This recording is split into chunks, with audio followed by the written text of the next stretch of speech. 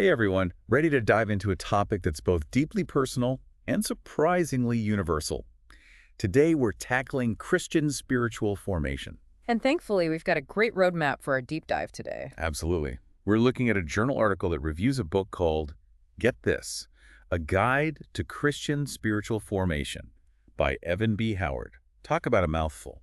But hey, think of us as your shortcut to the good stuff. We're pulling out the most intriguing, most useful points from both the book and the article's take on it. Exactly. No need to wade through pages and pages. We've done the heavy lifting for you. So instead of just skimming the surface, we're going deep, really unpacking why this all matters, especially in your everyday life. And to kick things off, let's address the elephant in the room. What exactly are we talking about when we say Christian spiritual formation?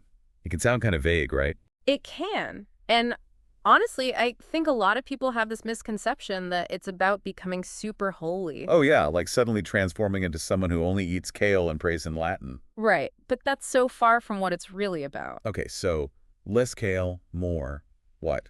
More about becoming, and this is key, more like Christ. That's how this book defines it, at least. Okay, becoming more like Christ sounds pretty straightforward, but I have a feeling there's more to it than meets the eye. Oh, absolutely. And this is where it gets interesting. See, the book emphasizes that this whole transformation thing works best, are you ready for this, when it's both spirit and human-led. Spirit and human-led.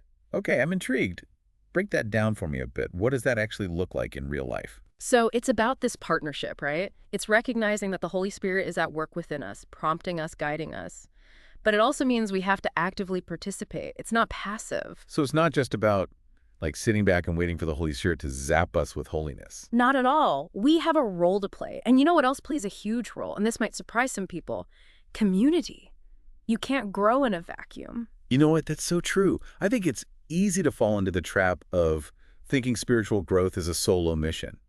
But even Jesus, he was constantly surrounded by people, learning from them, challenging them, doing life with them. Exactly. It's in community that we're refined. You know, we learn to love like Jesus, to serve like Jesus. Speaking of things that shape us, this article we're looking at, it highlighted how the book breaks down these different contexts that influence our spiritual formation, Yeah. often in ways we don't even realize. Oh, for sure. And it's not just the obvious stuff either. It's like our upbringing, the music we listen to, even those random conversations we have with family and friends, they all contribute to how we view faith and, frankly, the world around us. It's like we're all shaped by this intricate web of influences, some positive, some maybe not so much. Exactly. And that's why it's so important to take a step back and examine those influences, to become more aware of how they're shaping us. Because sometimes those influences can either help or hinder our spiritual growth.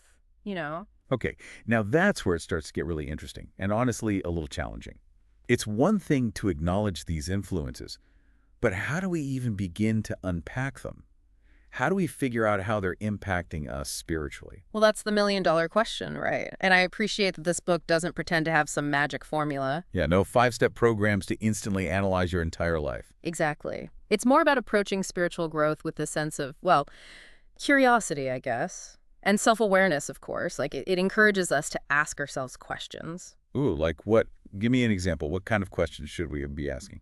Well, it could be anything from what brings me a sense of peace? You know, when do I feel that connection with God? Or even when do I feel most spiritually alive? I like that. It's about paying attention to those moments when we feel most connected to something bigger than ourselves. Exactly. Or even just noticing patterns in your life. And then thinking, how might this be connected to my spiritual journey? So instead of getting caught up in doing things the right way, it's about finding what resonates with us personally. You got it. And the article actually highlights this great example from the book about this young woman who's new to Christianity. And she feels like she's failing at spiritual growth. Oh no. Why? What's going wrong? Because she's struggling to connect with God through quiet times. You know, that traditional idea of spending time alone in prayer and reflection. Ah, I could see how that could be discouraging, especially for someone new to the faith. It's easy to feel like you're doing something wrong. Right. And here's the thing. She came from a culture where faith was super communal. Like, it was all about service, shared experiences, that kind of thing. So trying to force herself into this solitary mold, it just wasn't clicking for her. Exactly. And the book makes this point that it's so common, you know? We get so caught up in the right way to do things that we miss out on the freedom and flexibility that real spiritual formation offers. So what was her turning point? How did she finally find a way to connect? It was actually through action. She started leaning into her natural inclination to serve others. Ah, so she found her connection through actively living out her faith, not just reflecting on it. Exactly. It was through those acts of compassion, of being present with people and their needs, that she really started to experience God. What a powerful example of how understanding our own context, our own unique wiring, can lead us to a deeper level of spiritual growth. It's not about throwing out those traditional disciplines altogether. It's more about seeing them as tools. Tools that we can use in a way that makes sense for us. Love that. Yeah. Speaking of different tools and approaches, there's one thing the article touched on that really stood out to me. That whole communal aspect of Christian spiritual formation. You Yeah. know, it's not just an individual pursuit. Oh, 100%. And, it circles back to what we were saying earlier about it being spirit and human-led. Yeah. We're designed to grow alongside others. We need those people who both challenge us and support us. And it's not just about what we gain from community, right? Yeah. Our growth, or lack of it, it impacts those around us too. It's like this ripple effect. 100%. When we invest in our own spiritual formation, it naturally spills over into, well, everything. Our relationships, our work, even just how we interact with people at the grocery store. So it's not selfish to prioritize our spiritual growth. If anything, it's actually an act of service because it equips us to love and serve others better. Exactly. It's like that saying, you can't pour from an empty cup. We need to be taking care of ourselves spiritually so we can, be there for others in a meaningful way. This has been such an insightful conversation. We've covered so much ground, really digging into the nuances of Christian spiritual formation, the importance of context, the power of community.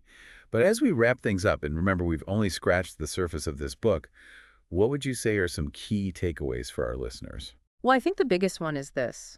Spiritual formation, it's a journey, not a destination. It's not about reaching some level of spiritual perfection. It's about the process, right? The ongoing transformation. Exactly. And that journey, it's best traveled alongside others, people who challenge us, encourage us, all that good stuff. And let's not forget about those spiritual disciplines. They're not about rigid rules, but more like tools that we can use in a way that makes sense for our own unique journey. Absolutely. And last but not least, I'd say remember this.